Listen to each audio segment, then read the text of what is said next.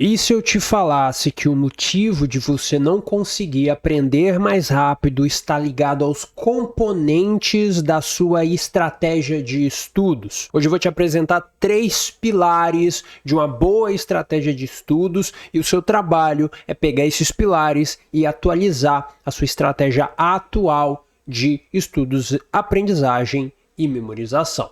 Fala, estudante, Adriano aqui, da Autodidatas Academy. Vamos para os pilares e eu quero que você tenha sempre em mente que um aprendizado estratégico é aquele aprendizado onde antes de fazer as primeiras ações, você já pensou aonde você quer chegar, qual é o objetivo que você está querendo atingir e exatamente por isso que as ações precisam te aproximar desse objetivo, tá bom? Então vamos aqui para o pilar número 1. Anote à mão, evitando anotações digitais. Apesar de digitar durante uma aula ser mais rápido do que fazer anotação manual, o que acontece é que quando você digita a informação, isso reduz o seu processamento dela. Adriano, me explica melhor essa ideia do processamento. É como se fosse a informação é dita no mundo, né, lá fora, você recebe ela e depois você tenta entender o que ela quis dizer. Se a informação for muito fácil, o processamento é quase instantâneo. Se a informação for muito difícil, você fica pensando melhor o que esse cara quis dizer mesmo, o que essa informação é. Aí você tem que gastar um pouco mais de esforço cognitivo para entender essa informação. O problema do digitar a informação que você está tentando aprender, ou seja, a informação de estudos, é que você pula a fase de processamento e vira basicamente um copia e cola. Você está tentando traduzir o que o professor está falando em palavras e você está colocando isso no seu computador ou no seu celular. Até quando você estiver anotando, isso é possível de acontecer também. Então, nesses momentos, eu vou te passar daqui a pouco uma regrinha para evitar isso. Quando você anota à mão, você ativa o método CPA. O que é isso? O C é de consumir, o P é de processar e o A é de anotar. Consumir, processar e anotar. Ou seja, quando o estudante é ineficiente, ele consome e anota, ou seja, ele passa a informação do mundo para um papel, do mundo para o computador. Ele não processa, ele não tenta entender. É aquela ideia que alguns professores indicam de você tentar escrever com as suas próprias palavras, você tentar dizer o que você entendeu. Por quê? Porque você, pelo menos ao tentar fazer isso, vai ter pistas de o que você entendeu e de o que você não entendeu. Anotar à mão também vai ativar o efeito da produção. Esse efeito da produção, ele indica que quanto maior for ou quanto mais frequente for o engajamento do indivíduo para com aquele conteúdo, o conhecimento vai aumentar os pontos de recordação. Como assim? Então, quanto mais envolvente você estiver com o conteúdo que você vai estudar, imagina que o conteúdo na sua cabeça está todo desorganizado. Então, quanto mais você repetidamente se envolver com um conteúdo, mais rápido será você acessar esse mesmo conteúdo. Então imagine que você está em um shopping, tem várias lojas e você nunca foi naquele shopping. Então se você for primeiro na sorveteria que tem no endereço tal e você for lá 10 vezes, mesmo que você não conheça as outras 19 localizações, aquela específica você vai conhecer. Então imagine que isso você fará também com as informações que você quer que sejam o seu conhecimento. Você vai engajar com ela de maneira oral, vai falar sobre ela, vai escrever sobre ela, vai pensar sobre ela, vai tentar encontrar semelhanças e diferenças com outros componentes, com outros agrupamentos de informações que você já entendeu em momentos passados e assim você vai criar vários estímulos diferentes para essa mesma informação. Isso você ganha também quando você faz anotações manuais e não as digitais. É claro, você pode forçar isso a acontecer criando perguntas que fazem você pensar nessas semelhanças e nessas diferenças. mas isso é algo mais avançado. E por último, anotar à mão melhora a sua compreensão e a sua retenção do material. A compreensão é melhorada à medida que você está conectando informações novas com informações prévias, ou seja, coisas que você já sabia, coisas que você tinha estudado em momentos anteriores. Então, quando você faz essa conexão, você está melhorando a sua compreensão. Não existe compreensão se você não tem conhecimento prévio sobre aquele assunto. Se uma pessoa começar a te dar uma palestra em russo e você nunca ouviu o russo, não sabe o que é russo, você não vai conseguir entender essa informação. A sua compreensão vai ser próxima a zero. À medida que você aumenta o seu vocabulário, a sua compreensão sobre aquele assunto vai aumentando. E aí a gente chega num momento, no futuro, onde você já é, por exemplo, fluente em russo, onde a sua fluência ou a sua compreensão não será 100%, mas ela vai aumentar à medida que você entende mais sobre, por exemplo, uma palestra de programação. Aí você tem o nível 1, onde você sabe a língua, ou seja, russo, e o nível 2, onde você sabe russo e sabe programação. E aí você consegue fazer essa similaridade, essa semelhança de conteúdo e você consegue entender melhor essas informações.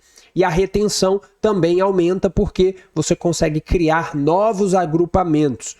Nesse exemplo que eu dei, você vai ter o agrupamento de programação e você vai ter o agrupamento de línguas, né? Idiomas, vocabulário. Você sabe português, você sabe russo. Agora, estudante, se você está gostando dessa primeira dica e quer que eu faça mais vídeos como esse, curta esse vídeo aqui, isso motiva e ajuda o canal a crescer e a ser mostrado para outras pessoas. Então curta o vídeo se você quer mais vídeos como este daqui. Vamos para o pilar número 2. O pilar número 2 é: tenha uma estratégia eficiente de anotação.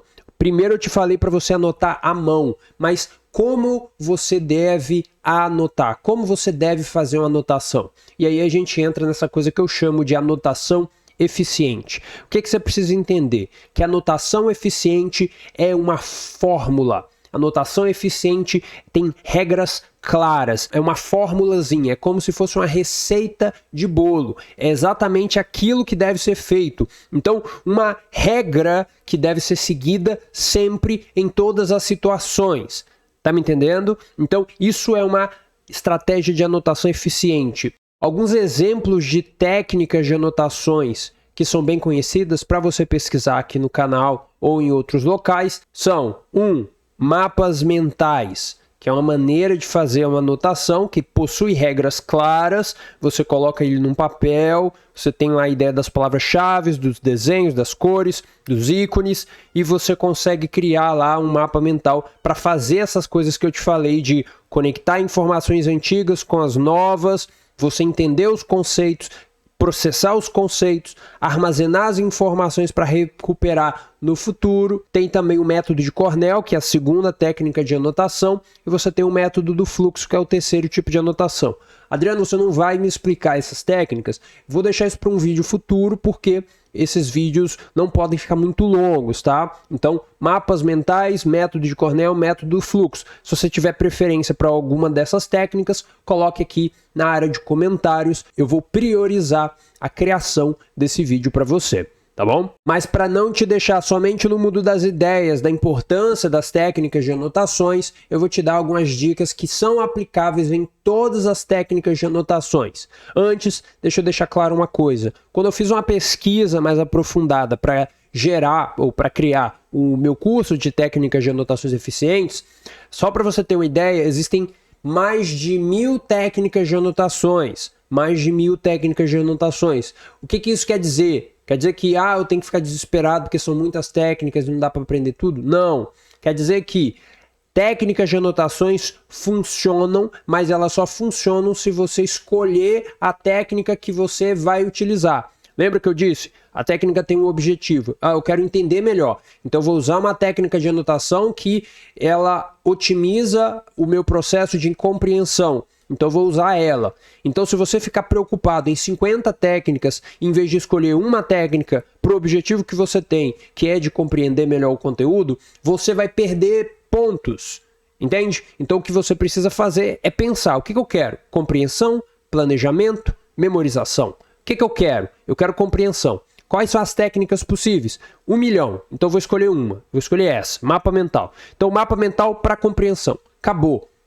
Entende? Então isso simplifica o processo, te faz fugir da paralisia por análise por causa da inúmeras possibilidades existentes e você consegue ir em busca do que você quer, que é aumentar a compreensão. Beleza? Então usa esse Mind Hack aí e vamos para as dicas gerais. As dicas gerais para você aplicar em todas as técnicas de anotações que você for utilizar são 5 dicas. Então anote aí. Ouça primeiro e anote depois com suas próprias palavras. Tá bom? Isso daqui é uma dica que funciona, mas ela é problemática. Ela é problemática porque quando você está em uma aula ao vivo, é muito difícil você processar informações. Exatamente por isso que o professor Pierre Piatz dizia: você não estuda em sala de aula, você vai para a sala de aula para tirar dúvida e para entender melhor, mas você estuda sozinho, em casa, com papel e caneta. Então essa ideia aqui, ela funciona muito bem para quando você estiver estudando sozinho, mas quando você estiver vendo um vídeo como esse aqui, se você tentar anotar o que eu estou falando e ainda por cima tentar anotar com as suas próprias palavras, de repente você está anotando e está processando, aí eu já fui para a próxima, e você tem que pausar. E aí você vai perder muito tempo, entende? Então, às vezes, você não vai ver possibilidade de aplicar essa técnica aqui. Uma solução seria você fazer a anotação via palavra-chave. Mas se você escolher fazer a anotação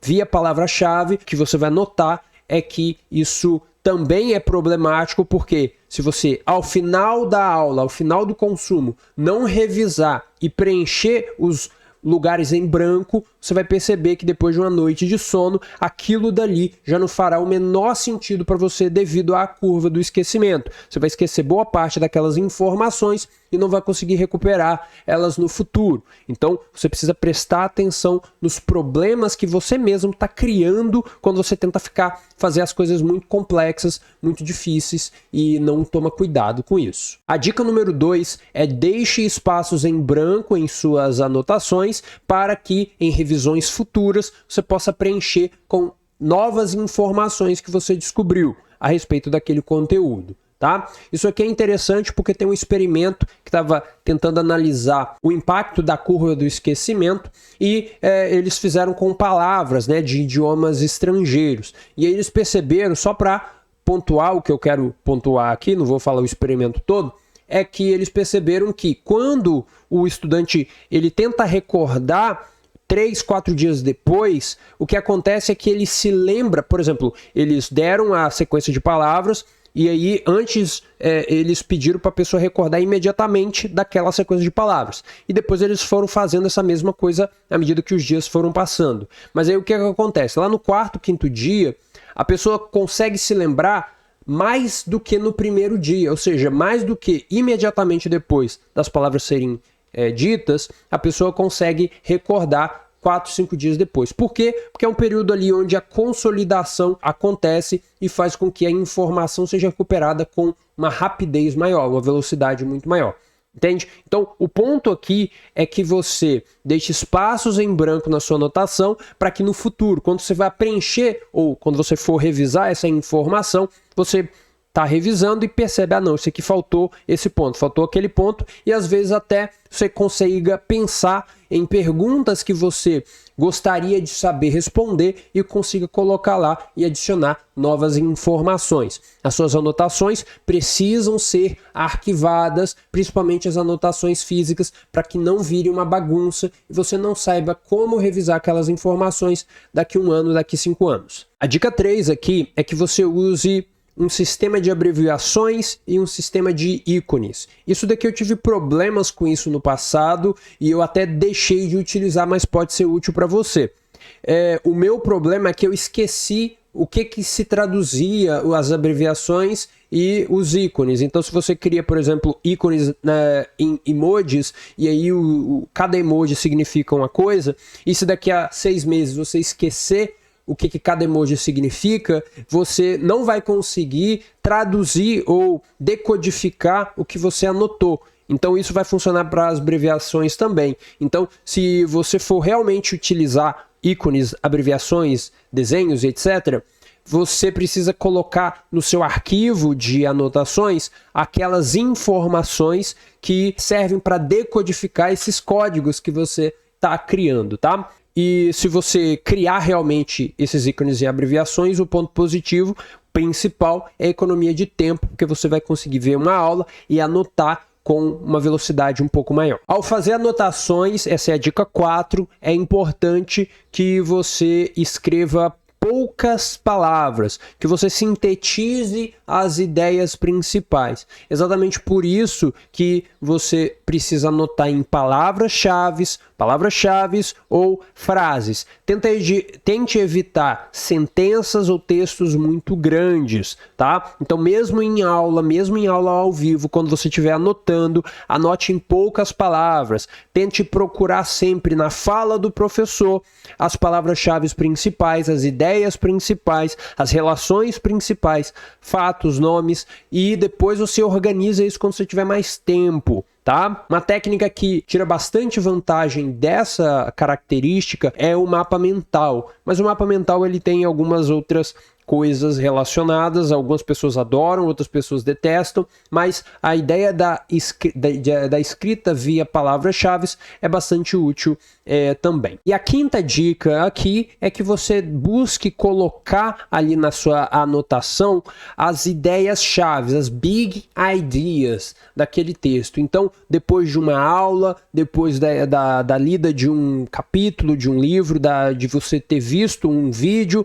você vai pensar qual é a ideia principal, qual que é a grande ideia desse vídeo, qual que é a grande ideia dessa aula, o que o professor realmente quis dizer. Se eu não for tirar nada e for tirar somente isso, o que é essa ideia principal que o professor queria demonstrar nessa aula aqui? Às vezes tem duas ideias, mas na maior parte das vezes é uma.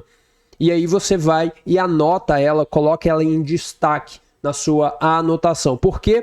Porque isso é uma âncora que vai servir para fisgar todos os conteúdos relacionais. Então, quando o professor falou de 300 tópicos e você não conseguiu lidar com todos eles, quando você entende e encontra a ideia-chave principal, você vai conseguir fisgar todos os outros. Então, para entender a palavra-chave principal, você precisa do tópico 1, do tópico 2, do tópico 3, e isso vai facilitar o seu aprendizado. Por quê? Porque um agrupamento vai chamar o outro agrupamento, um chunk chama o segundo chunk, chama o terceiro chunk, e isso vai fazer o conhecimento ser mais relacional e você vai entender muito mais o conteúdo, porque vai fazer mais sentido, tá bom? Então, tente sempre encontrar e anotar essa palavra-chave, essa ideia-chave principal. O pilar 3 é modifique a sua prática. Estudante, todo o aprendizado, não importa qual seja, ele vai te levar a esse objetivo de responder